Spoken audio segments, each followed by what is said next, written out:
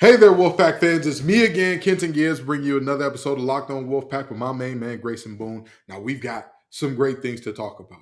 The Icepack officially completes the sweep of the boys in baby blue. I've also got some fun things to say about them based on a conversation that I had with Carolina grad Candace Cooper on Locked On ACC. We'll talk about that a little bit, but we're also getting into Grayson's wheelhouse. You see what I did there? We're talking baseball wheelhouse. Never mind. Yeah, it is what it is. Maybe it worked, maybe it didn't. But we're going to hope that Grayson can hit this one like it's a home run today because, boy, we have a sweep of Wagner as well to get into as baseball season is underway. Grayson, are you ready for this episode? I appreciated the baseball puns. So, yeah, that was a good start. I appreciate it. I do what I can, man. I do what I can. And I'm going to tell you what. I know that the Wolfpack faithful, I know that Wolfpack Nation is ready for this episode because, again, complete the sweep. We did it, folks. So get ready to talk all things sweep, all things Wagner, beating Wagner, sweeping Wagner, and baseball on today's episode of Locked On Wolfpack.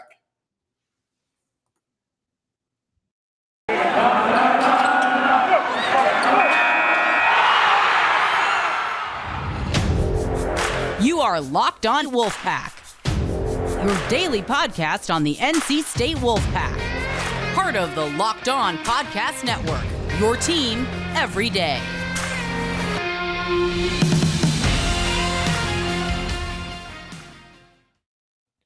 So, Grayson, it feels good. It feels good to complete the sweep with a 7-3 win by our club hockey team, the Icepack, which, I mean, let's be honest, right? Because me and Grayson were talking about this off air.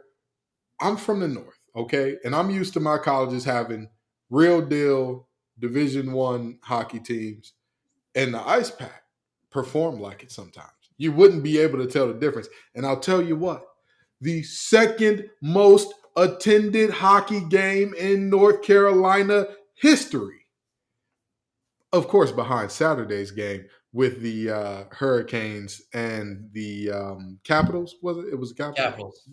Okay. Second most attended game behind that one.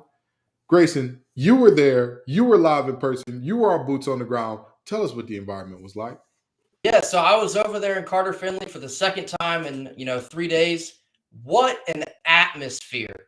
And not taking anything away from what I saw the other night with the Canes and Caps, but for me to go over there and see an NC State team play hockey, it kind of felt just a little bit different. Like I felt like a little bit more invested. Now, I got to highlight how insane that it is I'm talking about this. This is not taking away from them. They're still a club hockey team. They had 24,000 people at Carter Finley tonight for a club hockey game. And for reference, like you said, that's more than there were to watch the UNC NC State men's basketball game on Saturday or Sunday. Think about this. That's a full PNC plus a full Reynolds they had out there to see a club hockey game. You cannot say anything other than what an unmitigated success for club hockey here at NC State. Now, it goes without saying that an event like this and the success that they've enjoyed these past couple of years with their conference championships, the conference that they play in, they've advanced to nationals a couple times. It goes without saying that they're obviously trying to reach the D1 level. With what we saw tonight, you have to think they're on the right path because 24,000 people coming to a club hockey game shows, and this is something the Canes talk about a lot, shows how this community uplifts hockey. They truly embrace it. In like a southern state, you wouldn't think it would look like that. But to have, like you just mentioned, the second highest attendance for a hockey game in the state of North Carolina is a club hockey game. Unbelievable. And talking about the game now, we won. I'm going to use some PG language. We kicked their butt tonight. We won 7-3. It never felt like it was any way out of control. Carolina scored first. We immediately scored to answer them, and then it was off to the races for the Icepack. But it always feels good to beat up on UNC. It feels a little bit better when you cap off the weekend, I guess the extended weekend that we just had. Now 4-0 against UNC in these past 5 days. Women's basketball, wrestling, men's basketball, and now ice hockey. Swept them. We'll Break see the you rules later. down. I guess we'll catch them in softball and baseball here coming up later on this spring. But feels good to beat up on them this past weekend for sure.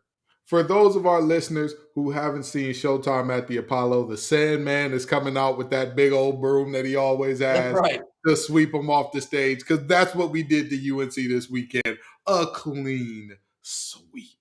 A clean sweep. Something that you love to see. Double-digit win by the women. Double-digit win by the men. 4-goal win here? 4 goals. How much did our wrestling team win by? What was it? I believe that was 28-6, so whooped up on them in that one too. I mean, just whooping the wheels. Whooping the wheels. I mean, hand up, I don't have any idea how the scoring works in wrestling, but 28-6, is that good? It seems good. It is good. Probably good. It is in fact good. It is in Okay. fact good. We can rock with that. And let me tell you this. So earlier today, I'm on Locked On Wolfpack with Candace Cooper, and we're discussing, UNC and well, we're actually discussing the fact that Joe Lenardi talked about bracketology and the conference being bad and UNC not making it, what that would mean for about 10 minutes or so, 10 to 12 minutes of airtime. And I'm like, that's great. If this were the wrap-up show, that's great. If this were the preview show, I'm not mad at that. You know what I mean? I understand. UNC's a huge brand, a big money getter. I get it. It's the same reason they talk about the Cowboys on First Take almost every day. Same reason they talk about the Yankees on First Take every time we're talking baseball. Same reason that they talk the Lakers. Every single win and loss feels like the team is terrible now. The team is good now. The big money brands get all the numbers, sure. But in the game. So Candace and I were discussing that, and she says to me, you all just haven't won enough national championships, and our expectation is a national championship appearance, and anything short of that is a failure at UNC. And I said, are you sure about that? A Final Four appearance is a failure to y'all. Is that what you're telling me? And she said, anything short of appearing in a national championship. And I thought, well, I'll give Dean Smith the benefit of the doubt, because maybe the infrastructure hadn't been laid, and maybe he built it up. The little four corners offense he had, maybe that built up the infrastructure and the expectations. But if we were talking about Roy Williams, I believe his team's only appeared in, what is it, at UNC, I believe he has 1, 2, 3, 4 appearances out of 18 years. So I don't think that most people would say that you can fail at a job for 14 years in this NCAA that we live and breathe and keep your job. But hey, us Wolfpack fans. By that logic, that means that Roy Williams was a failure in 78% of his seasons. Again, maybe us Wolfpack folks, we just take too many agriculture classes, even though I've never taken one before, and us dumb farmers don't know how to do math. So maybe your math is bad, and maybe my math is bad. Again, even though I'm from the west side of Detroit, majored in communications, and now do technical recruiting, we're both dumb farmers who don't know any better. Yeah, I mean, listen, this is what I'm about to say is maybe the nicest thing I'll ever say about the Blue School, but you have to obviously acknowledge the years upon years of success that they have enjoyed, specifically in men's basketball, but honestly across the board. They kind of dominate everything, unfortunately for us fans of the red and white. But my point is, where I get frustrated is I need more. I guess I want to see them more upset than they are. And maybe that's being petty. Maybe it is. It could be. But I just need them to understand that, sure, you guys made it to the national championship last year. Do I think you got lucky to make it there? Yeah, I think I do. Because you had virtually almost the same exact team this year. And it's a disaster. It's a complete disaster. You guys were an 8 seed going into the tournament last year. You might not even have any kind of seed going into the tournament this year. I just need them to acknowledge that they get to, stand up in their tall blue tower and throw snowballs at everybody else all the time. How about you guys take some accountability and understand that your season was a train wreck this year? That's all we're trying to say. We're just trying to poke fun back. And if you can dish it, you better be able to take it. That's all I got to say about it. Again, the copium being sipped is absolutely beautiful. It's so amazing. Oh, you guys are so petty. And I just, yeah, whatever. Don't really care. Swept your team, L teams, L season. Number one to not making the tournament. Cry harder. Don't care. And I might block you. And I love that they always accuse us of living in the past when kind of all we have to fall back on is our 2 national championships in basketball. But as soon as they have a horrible year this year, they're like, well, guess who doesn't have 5 championships? You guys, like we run this state. This is our state. Well, what does any of that do for you in the year of our Lord 2023? Just sit on that for a second. And I believe their last one came in 2008. I'm not going to use such PG language here. My nuts hadn't even dropped yet, and I'm bald now. I mean, let's be honest with ourselves here. Like, you can talk your talk all day and all night. I'm sorry. No. They won one in 2017, and they had, in fact, dropped by then. But the fact of the matter still remains, again, sports is our legacies of who we are. It's all about the past. That's the reality, right? But again, I just think it's crazy that there is just this amount of just not being able to accept, you know what, we're having a bad season, and we just got to live with that. We just got to hold that L and keep it. They never have to do this, but just for once, just hold it. Yeah. Just hold it for the rest of this offseason. Just hold it.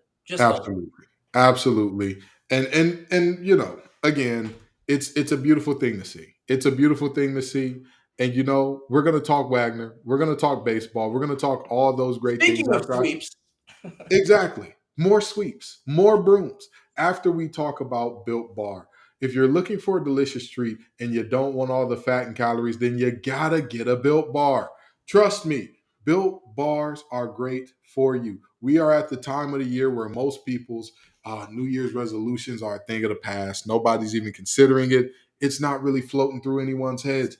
But the reality is Built Bar will still help you accomplish whatever goals you have with your weight in terms of either maintaining or trying to lose, because the macros are simply amazing. Some bars have as little as 130 calories, 4 grams of sugar, and 17 grams of protein per bar. And you don't have to order online at built.com. I know we've been talking about that for a while, but they're in Walmart now.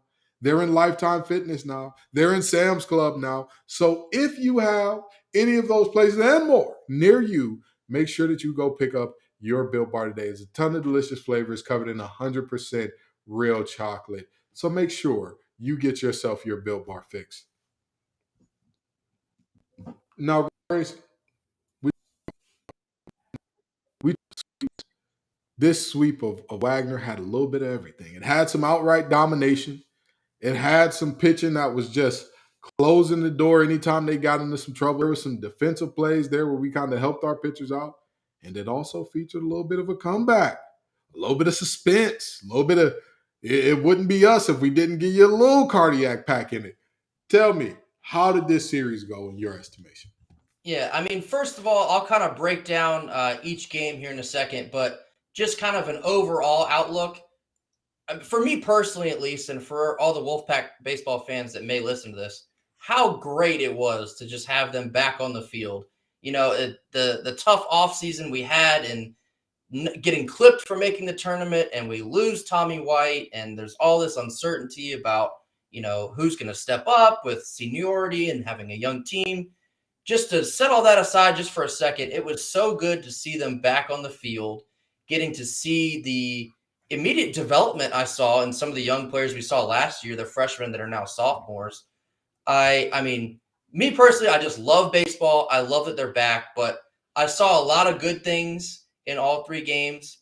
Sometimes it's hard not to kind of overanalyze with the things you do find frustrating because, again, it's the middle of February. It's cold. They haven't played a game since May, or an ACC or a D1 game since May. And you got to just kind of take things with a grain of salt. But I saw a lot to like. I saw some things that will need to be worked on, and they will be. Again, it's only February. But the only thing that matters was we look good. The uniforms look great. I thought The new turf additions looked a lot better than even myself had thought with the original pictures. The people were, kind of being very critical about what it was going to look like. That was fine. It was just good to see the boys out there running around, not to mention they picked up 3 wins like they should. No disrespect to Wagner, but there's no scenario ever we should lose to Wagner in baseball.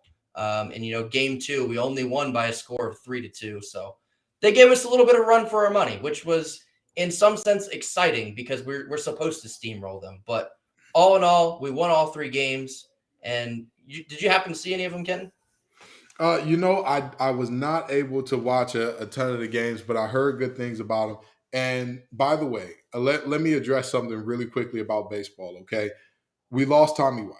Tommy White gets hurt in his first action at LSU. And let me be the first to say on behalf of Locked On Wolfpack, Tommy, we're wishing you the best. We hope you get well. College baseball is better with you in it, even if you're not doing it for the Pack. Okay, so let's start there.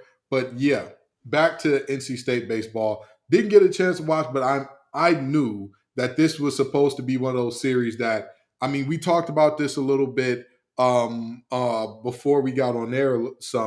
There are in pretty much every sport kind of those what we like to call money games, right? Yeah. Where you pay a smaller school a little bit of money, they come out, you beat their breaks in, and then they go on about their way. Now, granted, like you said, a game that should have been boring, a game that should have been real boring, real ho hum, and real like, hey, do they have the mercy rule for this sport?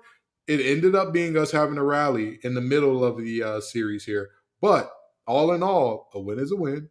We'll take a sweep, and we'll, like you said, correct the things that need to be corrected going forward. But what are some of the things that you saw that you thought to yourself we did well, and what are some of those things that you thought, all right, this is going to need correction if we're going to be something serious going forward? Right. So, I'll just start here. I'll just go through game by game. So, game 1, I'll tell you what I liked and didn't like, and we'll go from there. Game 1, we won by a score of 14-1. A key storyline here was you didn't see Sam Highfield get the first start of the year. News kind of broke before the season started. Just this past week, I think I either heard it on Wednesday or Thursday, but Sam Highfield is healthy. I think that was a kind of a jump scare for a lot of people that he was not out there. He is healthy, but Coach Avent said that he's kind of transitioning Sam into a more bullpen role, kind of the closer type deal. The thing we've seen the Evan Justice and the Chris Villeman the past couple seasons, kind of like the extended relief where they come in for the last 2 or 3 innings and they close it down that way. So I guess that's what Sam Highfield's going to be doing. I don't know if it'll be for the whole season, but I think it'll be interesting to see. I have my own opinions about that. I could go longer about that, but I'll just kind of get into the game here. But overall, something we mentioned in the baseball preview, we will just knock the cover off the ball. It doesn't matter what year it is. NC State is going to pound the baseball. And that's exactly what we saw in game 1. We finished with 19 hits. They were all pretty evenly spread around. A guy that I'm super excited about this year is Peyton Green. I think he's going to take a big leap from what we saw out of his freshman campaign last year. He's back over at shortstop. And I got to tell you, again, small sample size and just, game 1, game 2, game 3. But he looked like physically more comfortable in the box, in the field, and it parlayed. He finished with 3 hits in game 1. And each at bat, it looked like I guarantee you Peyton gets a hit here. Ping, another hit. So Peyton's really going to have my eye moving forward. Another guy like Noah Souls, the experience that he has in the outfield. He's currently nursing, I believe it's a hamstring injury. I don't think he got the start, or maybe he was pulled out of game 2 or 3, but I think he'll be fine. He's just kind of working through some pain at the moment. But again, like he collected 2 hits. When he was on the field, he made a difference. We had to pinch run or pinch hit for him a couple times, but even then it wasn't anything to be worried about. But the things I was very impressed with are the freshmen and the transfers. The freshman that caught my attention the most is Eli Serrano. And I think he's going to spend most of his time at first base this year. That's where he spent his game action that he did see after he replaced Will Marcy. But Eli Serrano can absolutely swing it. He's a big frame from the left-handed side. I was listening to the broadcast. They kind of compared him to like a Christian Yelich type build from the Brewers. And I mean, I had only really seen tape of his swing, not like an in-game swing. I think they nailed the comparison there. He did look a lot like a Christian Yelich from the left side. Beautiful swing, very balanced, keeps the head through the contact. Very excited for what we're going to see moving forward from Eli. I predict that he's going to get a lot more playing time. He's kind of platooning at the moment with Will Marcy at first base, but the thing with Eli that makes him so valuable is not only can he play first, but he's versatile enough that you can stick him in the outfield if need be. So I think Eli is going to be a big freshman to watch. And the transfers, the Carter Trices and the Trevor Candelaria and the Parker Nolan, they occupied the outfield, which I thought was interesting. We did not see any Dominic Polali out there. I think he DH'd, if I'm not mistaken. I'd have to double check on that. But when he did play, he DH'd. So we had a brand new outfield. Noah Souls was also DHing with his hamstring injury. But to have like a fresh look in the outfield with these transfers coming in, and it seemed like they picked up right where we left off. They were spreading the baseball around the yard.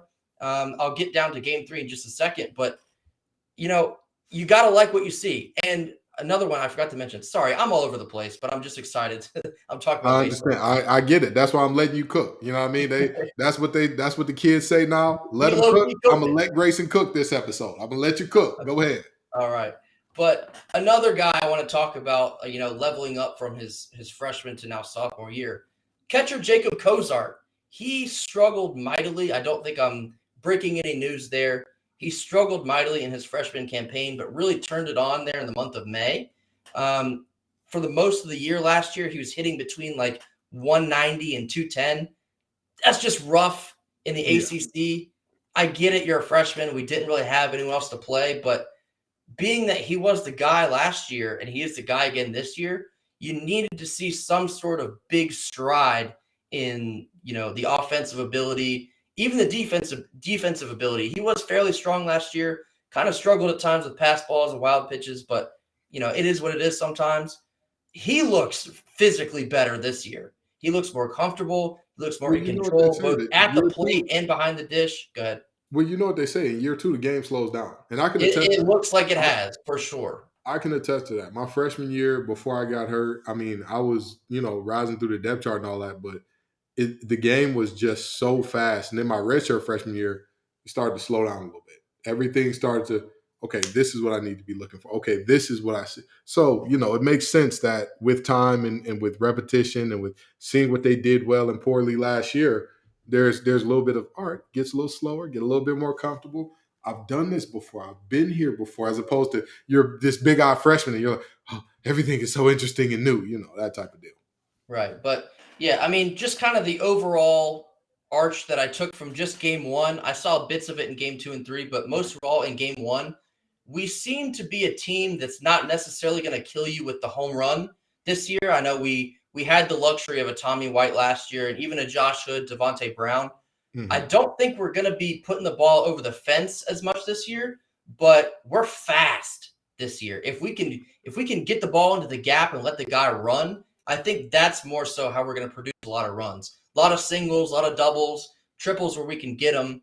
We're not so much of a power threat this year, but we can put the ball on the ground and make you work to get us out. So I think that's going to be interesting to watch down the stretch. And then, something I'm extremely pleased with was the pitching this weekend. And again, I don't want to knock on Wagner here, but they're not an ACC team. They're not as good as the rest of the teams we're going to see the rest of the year. So you got to kind of take things with a grain of salt here. However, the pitching I thought was excellent. With no Sam Highfill, we kind of looked like we didn't skip a beat. We had Logan Whitaker with the Friday start.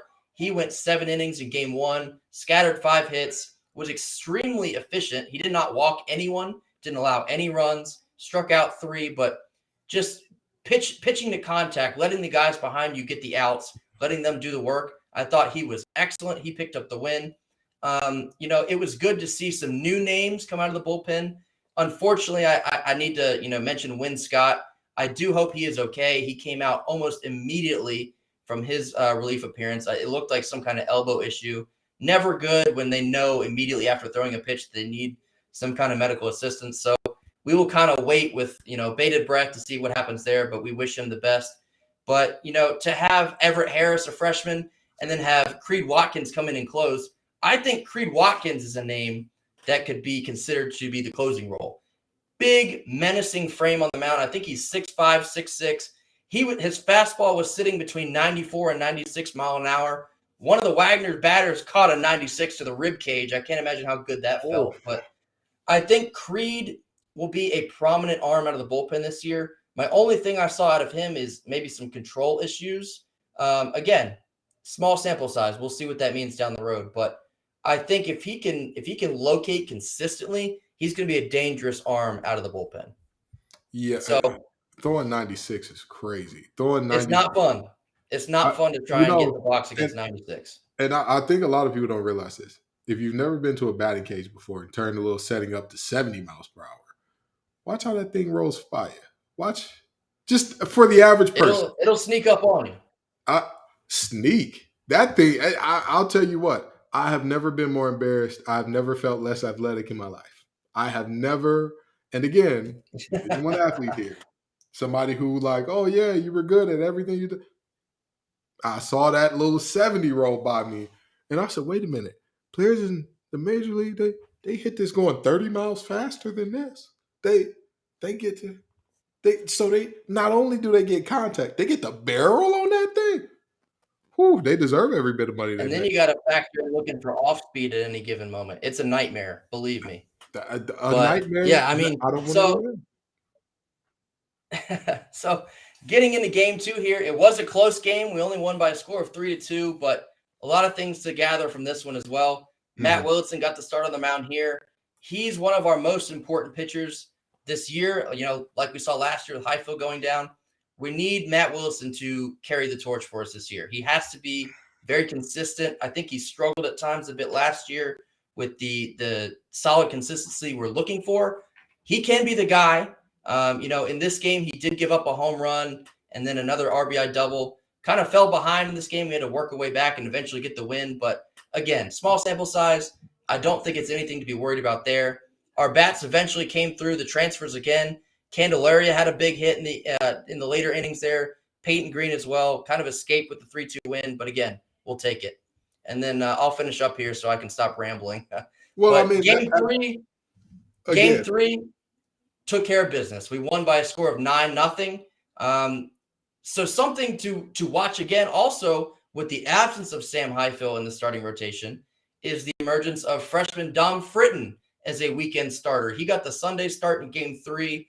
He kind of looked like a freshman. That's to be expected, and that's fine. But I thought he was very effective in his 4 1/3 innings. He only gave up 1 hit, kind of struggled with locating. He had 3 walks. But again, as a freshman, it's kind of to be expected. But I liked what I saw. I love his smooth delivery to the plate. I think with a couple mechanical location things, he can be a dangerous pitcher and very valuable if we're moving Sam Highfield to the bullpen long term. But I want to mention Baker Nelson. He picked up 2 wins in relief this past weekend. I think he's going to be a guy to watch in the bullpen. He got a lot of run last year, kind of struggled last year with the amount of work he did get. So I'm hoping he can be a bit more consistent.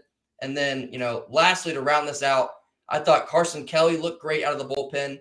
He's another guy, was a freshman last year, got a lot of work. We're looking for him to level up as a sophomore. So far, so good. I thought he was super efficient in his 2 innings of work.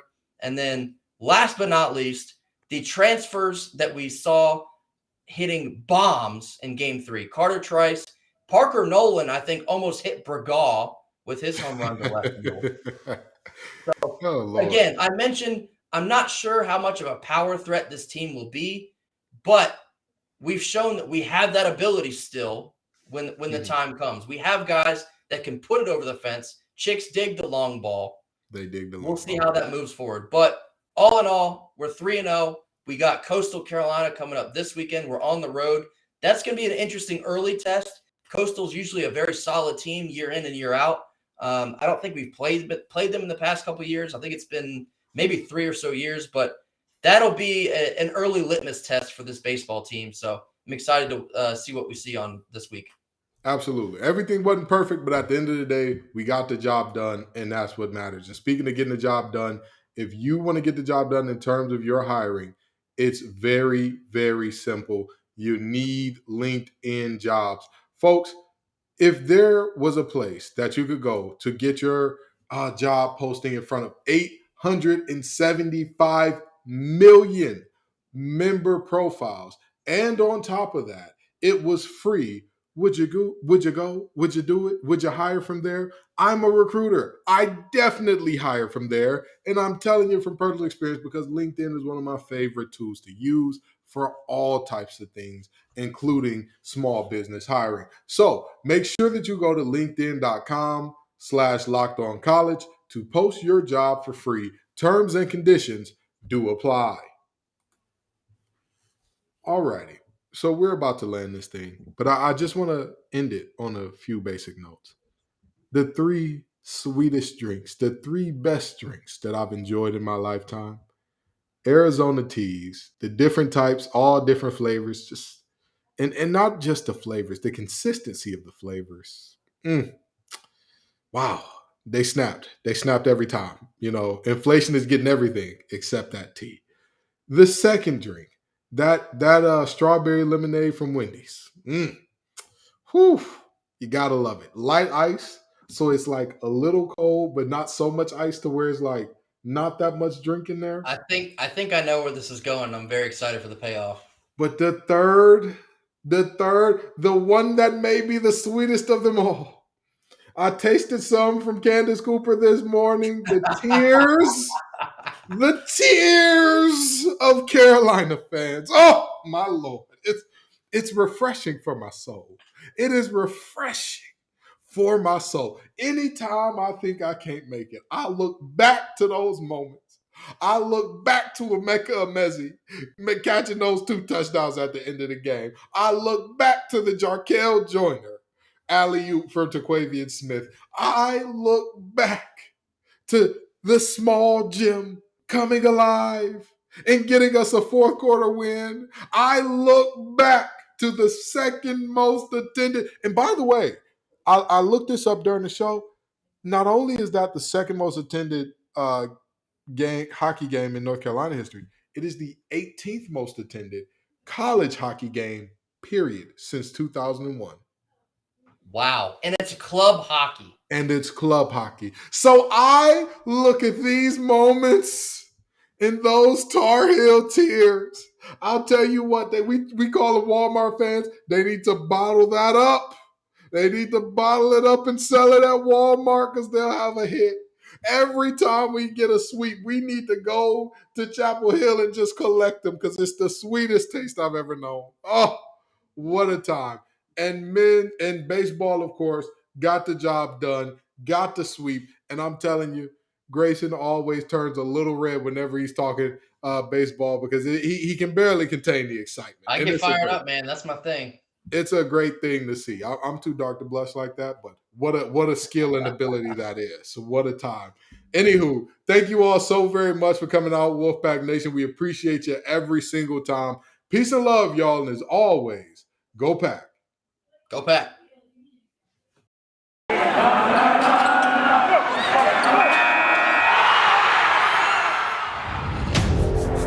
You are Locked On Wolfpack, your daily podcast on the NC State Wolfpack. Part of the Locked On Podcast Network, your team every day.